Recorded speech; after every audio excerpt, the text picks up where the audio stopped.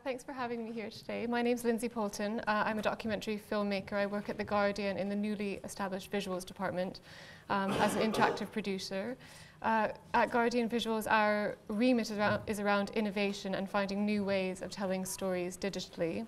So I produce and direct multidisciplinary teams, and we experiment with technology, with video, with audio, with data, with words, in order to tell richer, more compelling stories online. I've spent most of my time this year working with a varied team of storytellers, including journalists, marketeers, community coordinators, and campaigners, on The Guardian's Keep It in the Ground campaign. It's our attempt to sort of shift the dial on the climate change debate. How did it start? Well, in December, our editor-in-chief, Alan Rusbridger, sent an email to a varied group of colleagues. He had about 6 months left in the job, and he tried to anticipate over Christmas, while he was eating his turkey, whether or not he would have any regrets when he stepped down from the post. And what he decided he might regret is that we hadn't quite done justice to this hugely overshadowing and overwhelming issue of how climate change will probably, within the lifetime of our children, cause untold havoc and stress to our species. So the story of climate change is not a new one, but why has it been such a difficult story for us journalists to handle? Well, journalism tends to be a bit of a rear view mirror. We tend to deal with what has happened, not what lies ahead. We favor what is exceptional and in full view over what is hidden and ordinary. We famously are more interested in the man who bites the dog rather than the other way around.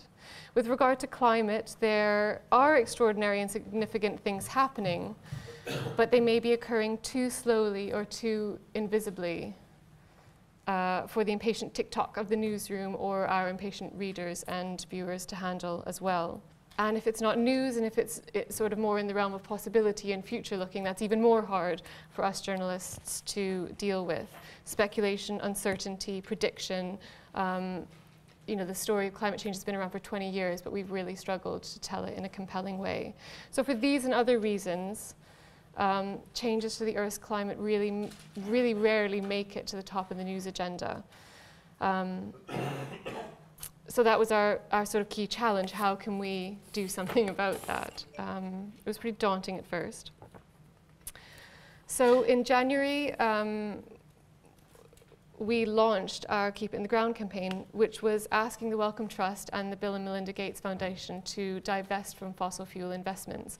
So also in January, a varied group of storytellers from around The Guardian set about trying to figure out what that meant for their storytelling, how we could do that in video, in audio, writing, features, investigations, and we did all sorts of different content. But I'm going to specifically talk with you about the interactive documentaries that we produced, which was a series of 5 called Carbon Bombs. I'd like to talk a little bit about why we made them, how we made them, some things that went wrong, maybe we got right, and what I learned along the way. So first of all, what is a carbon bomb? Well, these are gigantic energy projects from around the world. Greenpeace identified 14 of them that, if they go ahead, will raise global emissions massively and accelerate dangerous climate change. By themselves, they would devour 1/3 of the carbon budget. Now, the carbon budget describes that sort of threshold of 2 degrees of climate warming, which 97% of scientists agree. You know, beyond that threshold, we're in a situation of dangerous climate change. And these dirty energy projects from around the world that are proposing to take fossil fuels out of the ground will just blow through that threshold. So it's little wonder then that environmentalists have been fighting hard to halt them, and The Guardian's campaign is called Keep It in the Ground.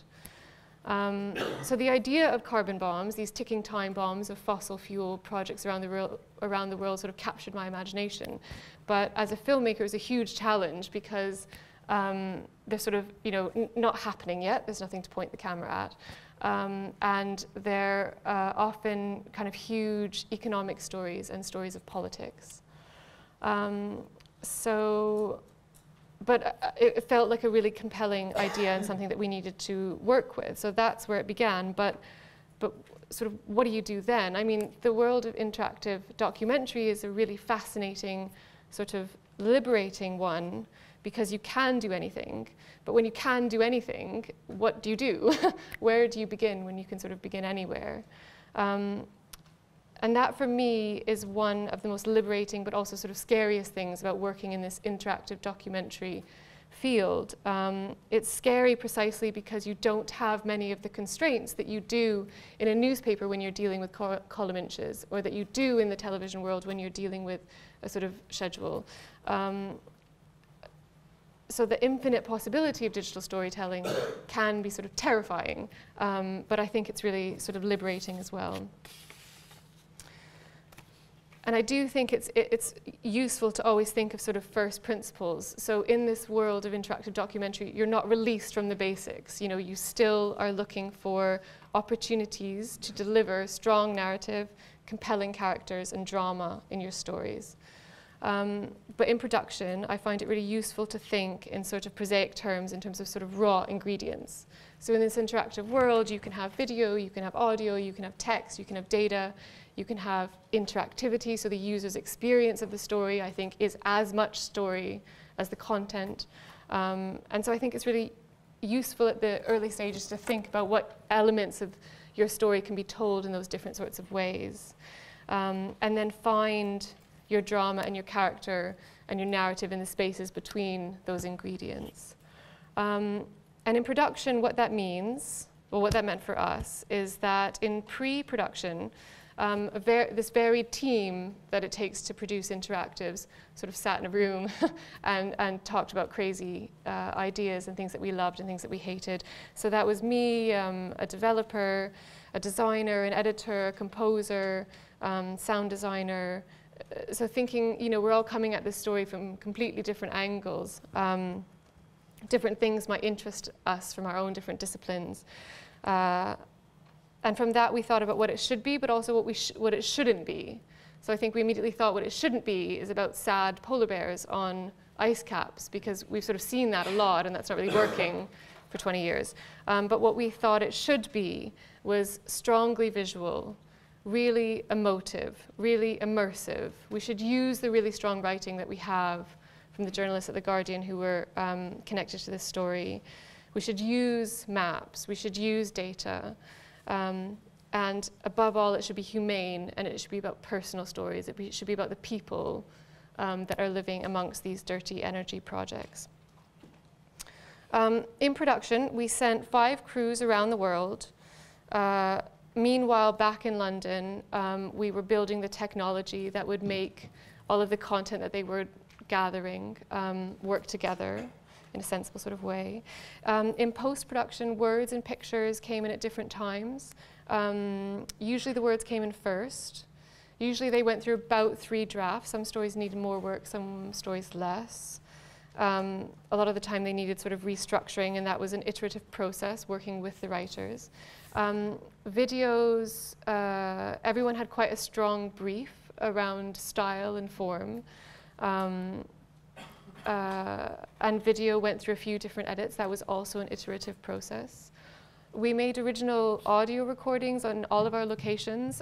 So immediately when Rushes came back, we sent all of these fantastic audio recordings from China and the Arctic and Brazil to our composer Graham Hadfield, who I've collaborated with over years. And he made this original music based on the sounds recorded in these locations, which I think was really important to sort of immerse you in the feeling of those places. And all the while we were testing the technology, the interactive sort of interface that the people would see and that users would navigate through the stories with. So I suppose here is where I could say, you know, we launched, it was brilliant, and I could show you the thing. They were designed for, not to be shown in a theatre, they were sort of designed for you to be sort of sat at home or at your desk with headphones on, and for it to be sort of existing between you and your computer. So I'll let you guys just watch them at home, and I'll instead use the time to talk a little bit about sort of how we made them and what I perhaps learned, some ideas that I'd like to carry on into my next projects. I think one of the most interesting things and one of the key difficulties of working in digital is that people consume your content in different ways on different devices, and you can't really control how they come to it. So that's something, you know, we spend a lot of time thinking of and developing for. But because one of the key aims of this project was to raise awareness and move the dial on the debate, I think it felt really important to me to get the story to the widest possible audience. And that meant adapting and slightly changing it on different platforms and for different devices. So the desktop version was the all singing, all dancing, my favorite version. It was fully immersive. It had loads of beautiful writing, beautiful cinematography, lots of gorgeous sound design, and it was the most sort of, like I say, immersive experience of this. But I think it's important as well to think how long people have, how much time they have to give to you when they come to these experiences. So each of these 5 experiences was designed to be between 5 and 10 minutes if you spend all, you know, if you view the director's cut, as it were. But what if somebody only has 30 seconds? Or what if they only have 1 minute? Or what if they have 3 minutes? Or what if they spend 7 minutes?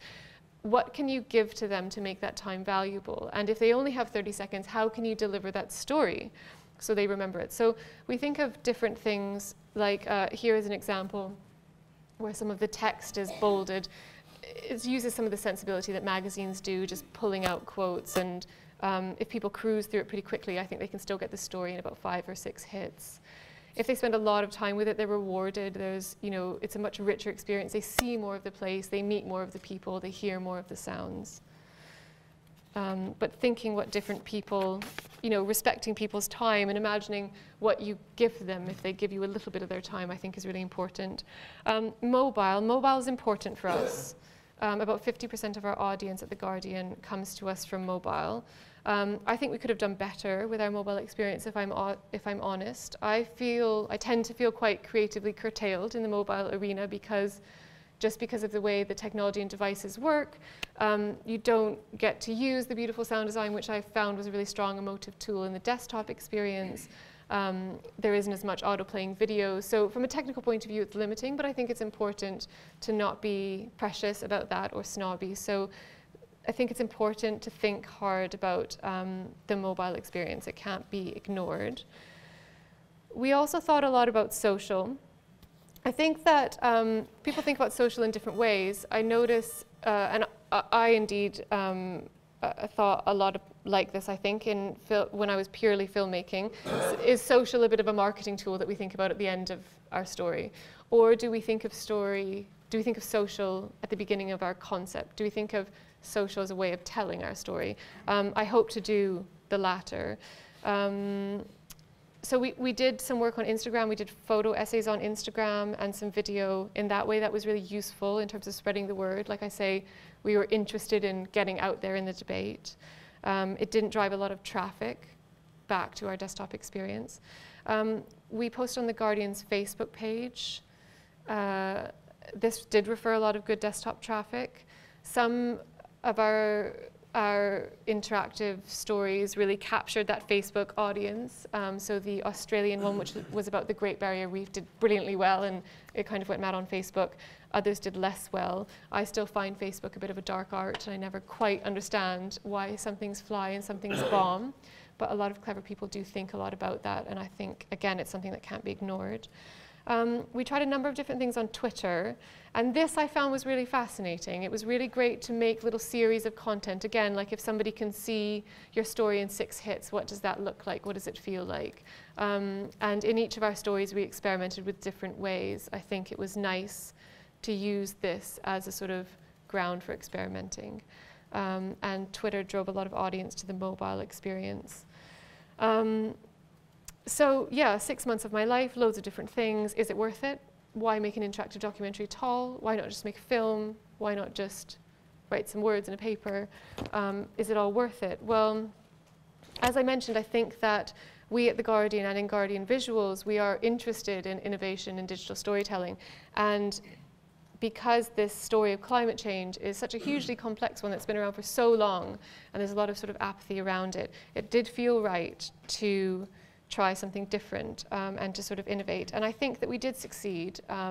We succeeded in terms of telling these complex stories in emotive and compelling ways, I think, and I think experimenting with new forms of documentary storytelling and really, bringing that form into a digital age. I think we did something interesting there as well. It was not easy. So a few of the challenges that I feel we tackled with this, which I think could be similar to a lot of different sorts of stories that maybe you all are dealing with. There are practical challenges. So, sending 5 crews around the world to different continents, different time zones, different sort of climates, that's difficult. So there were practical, sort of logistical challenges. I think it's about being informed before you set out on location, working with people who've been immersed in this world of reporting for a long time. I think that's really important. And remaining flexible as things on the ground sort of change. I think there were creative challenges. So we launched this series sort of very quickly. We launched the first of our carbon bombs before we knew what the 5th carbon bomb would be. I think that creatively is a huge challenge. We hadn't made interactives in a series before. So can all 5 stories fit into this sort of form and format? So that was a bit of a difficulty, but I think it was interesting to see all of these dirty energy projects as a whole, as a sort of cluster. So I think that was the right decision, but it wasn't easy to sort of think about hypothetical stories that we might come across in the future. I talked a little bit about the technical challenges, and I think this is always the case with digital storytelling. People consume on all different sorts of media, on all different sorts of devices, at all different sorts of times, in different places. And I think that's really, it's hard, it's hard to think of how your story will be delivered on mobile or on Twitter, on desktop. And you need to test it a lot, because in the interactive world, it's not enough for the video to be brilliant or the words to be perfect. If they don't work, it doesn't count. So I think testing and testing more is, it's really important to build that into your schedule and into your sort of mode of working.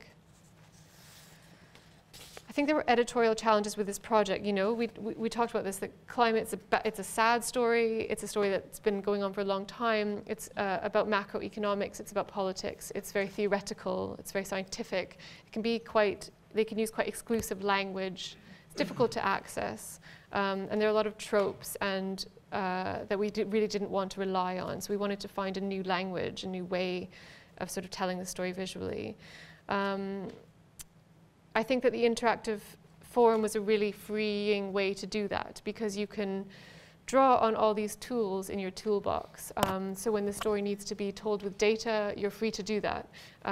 When you want to be just seeing a character, you're free to do that. So I think from a purely documentary point of view, it would have been impossible to tell this story in this way. So I think that the editorial choice to do this in an interactive format was, it was difficult, but it was worth it.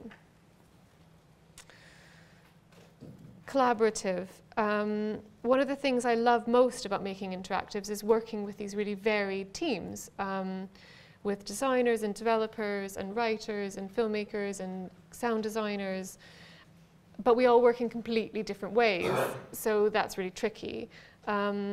This makes for a really complicated production schedule. So I think it's very important to be organized at the same time as flexible. But more important than that, I think it's about being open. And I think that's sort of a style of working and a way of approaching story. It's really hard to show people your cuts when you don't feel like they're working yet. And it's really, writers don't want to show you their early drafts. And developers don't want to show you their thing before it's working and it's all buggy and it's sort of awkward. But I think that, for me, the most overwhelming lesson from producing interactives has been about being open and being brave with that, and creating an open and collaborative environment where people feel free to sort of show their half-baked ideas to the team, and to, express their wild and crazy thoughts. I think the work is most rich and most immersive when all of those raw ingredients that we talked about, when they cross-fertilize. So that's a little bit about how it was for me. Here is where you can find the 5 stories. Please do have a look at them if you fancy it. I'd be really happy to hear from you about what you think and answer any questions that you have. Thank you very much.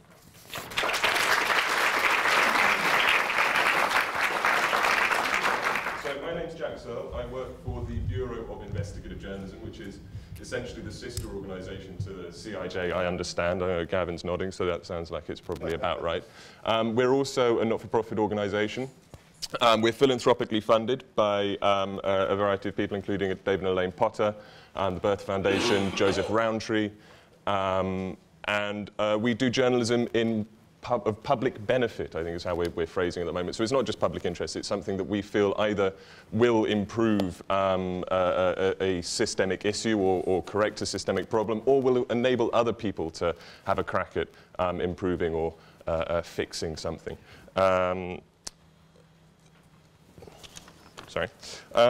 Yes, so drones, which is what I've been working on for the last 3 years. We've been running this project for 4 years.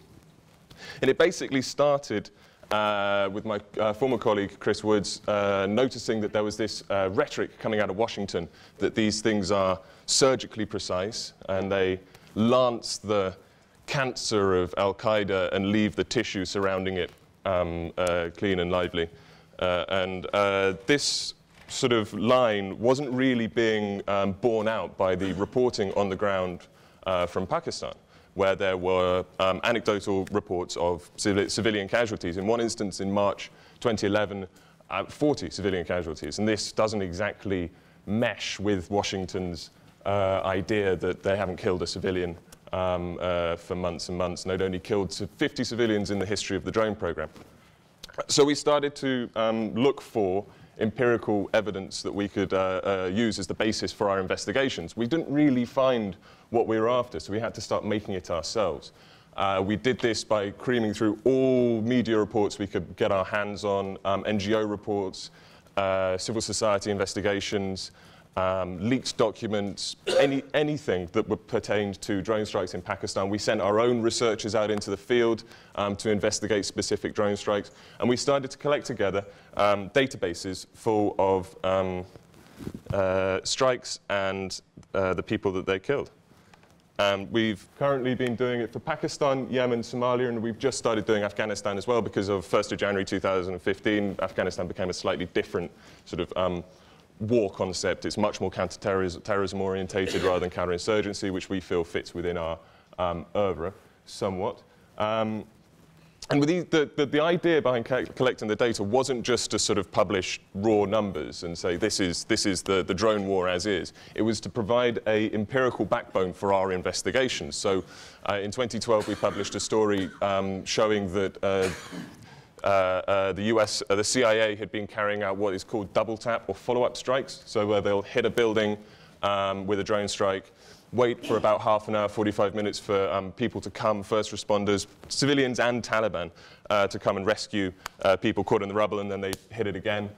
We also found that they'd killed a guy in the morning, knowing that in the evening a senior Taliban guy would have to go to would be honor bound to go to his funeral. Then they hit the funeral. That was the sort of the core purpose of it. However, over the last 4 years, we've collected these figures. We've got this databases full of numbers. And 419 drone strikes, 2,467 killed, 423 civilians, 172 kids. It's pretty stark, but it's also very, very easy to ignore. And you must also remember that the covert drone war is called the covert drone war because it's happening on the far side of the world, out of sight, out of mind, which is a good lead into introducing to Wesley Grubbs, who will talk fully about his work and his reasons for getting in touch with me. But out of the blue, got in touch with the Bureau, saying, I'm an extremely talented digital designer. We want to work with your numbers, and we want to be able to tell it in use your numbers in order to tell the story of the drone war in a very easily understood, very boiled down, simple, clear way that everybody can understand. And we said, cool, obviously. I'm very quickly just going to talk, because Wes is going to talk and then we're going to do Q&A. So I'm just going to say my experience of the work that we did together demonstrated the value of collaboration wherever it comes from. The Bureau is a tiny organization. There's 10 of us. And we're all writers. We're hacks. You know, we're not designers. We're not visual storytellers in the same way that we were hearing about earlier. We're scribblers. But when people come to us and offer to collaborate in such a way as Wes did, as other people have done as well, it demonstrates how you can work together with pretty much anybody on the far side of the world and create a really rich, beautiful product, way of telling the story. And people create art installations based on our data. People have created maps. People have created a quilt. It's not just political scientists using it in their research. And this is a way of getting the story to people who aren't necessarily as sort of wonkishly interested in it as I am. Anyway, I'm going to stop waffling, and I'm going to show you the visualization, and then we're going to hear from Wes.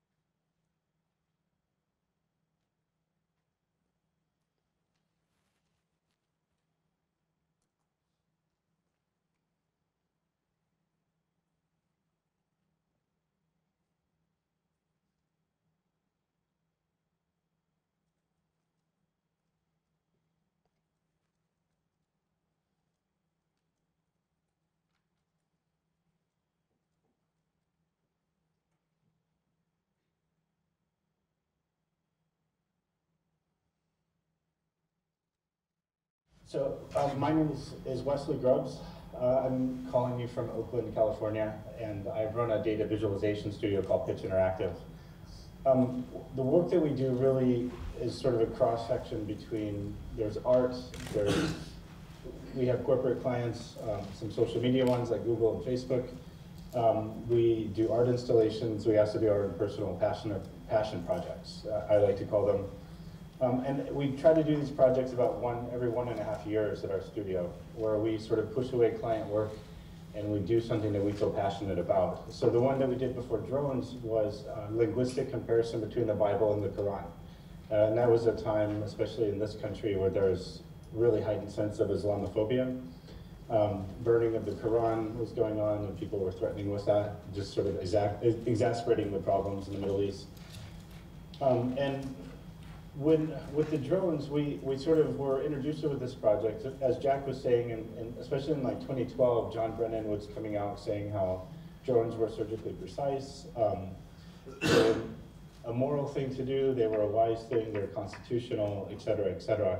And you know, really for some time, when I was hearing that rhetoric here in this country, and I consider myself an opinionated person, I was hearing it, sort of taking it at face value, not really questioning it very much. I realized I didn't have a really strong opinion about drones until a document came out called Living Under Drones, which was the first independent study of the effects of drone strikes on civilians. And this was done by a group at Stanford and NYU. I read this article, and basically this was one of the first sort of compelling pieces that was showing that Al-Qaeda was using drone strikes to recruit new talent in their leagues, legions and whatnot. And reading that, it was really shocking. It was basically saying, especially in Pakistan, people were not sending their children to school. It was really horrible effects on civilian populations. And so I reached out to Stanford, and I asked them where we could find a data set from. So as a data visualization studio, we have to work with data in order to tell our stories. We're not advertisers, we're not just pure graphic designers. Like we actually work with data and statistics before we do anything to communicate that. Stanford pointed us to the Bureau of Investigative Journalism, and that's where Jack and I got in touch. And we worked really well together. I think on this particular project, I think one, we set a couple boundaries up front. One was that the Bureau would be sort of in control of the data. We wouldn't be able to manipulate it on our end. We basically just pull it in, do our calculations, and build our piece on top of that.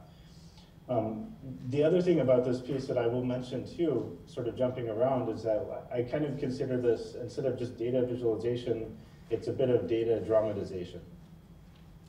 And I don't consider that a bad thing. There's a lot of, when people are trying to sort of communicate the problems going on, especially with drone strikes, we'll try to use videos or some sort of graphic content. But a lot of what I try to do is to actually use statistics to sort of give that story and sort of help people understand what's going on. When we launched the project, we weren't ready. That's one thing I will say. I remember showing it to Jack, and he's like, "Oh, this is great. Like who knows where this is going to go." And I had a friend that worked at The Guardian at the time, Simon Rogers, and he actually works here at Google now, and we just finished the project together. But when he was at The Guardian, I sent him the link, and I basically told Simon, "You're welcome to have first dibs on sort of releasing this." And that was London time. By the time we woke up, it was a Monday morning in March 2012 or 2013. I remember waking up, and there's basically the entire internet was kind of going crazy. By the end of the first day, we had several 100,000 views. By the end of the first week, we had close to 1 million. This was on Pakistani news, on Iranian news, all over Europe, and people were even knocking on our door. Our office was in Berkeley, California at the time. Berkeley is a city that's known for activism and whatnot. We literally had people knocking on our door wanting to want us to join their whatever crusade that they were doing, save the bees or whatever. And it was interesting. I mean, I was really happy with the outcome of this project. I will say that at the end of that first week, I practically had a nervous breakdown, just because we didn't have a press packet. The phone was ringing constantly. We were on Huffington Post, Mother Joe, basically every major news outlet out there. And I was giving the same interview over and over multiple times, and it was kind of crazy. And on top of that, we actually had client work that we had to deal with at the time with that launch. Because we had pushed back a couple of client projects, we were sort of obliged to catch up with those projects at a time when we didn't expect to have to deal with press issues and whatnot. So I guess the one thing I will mention too, because people tell me a lot, "Oh, that's great that a commercial organization is doing this." Yeah, sure. I mean, it is good. It feels good for us to be able to do things that are socially conscious. We don't do these for promotion purposes. It's the reason why I want to do something like drones is because I want people to pay me to do things like drones. And there's just not money out there.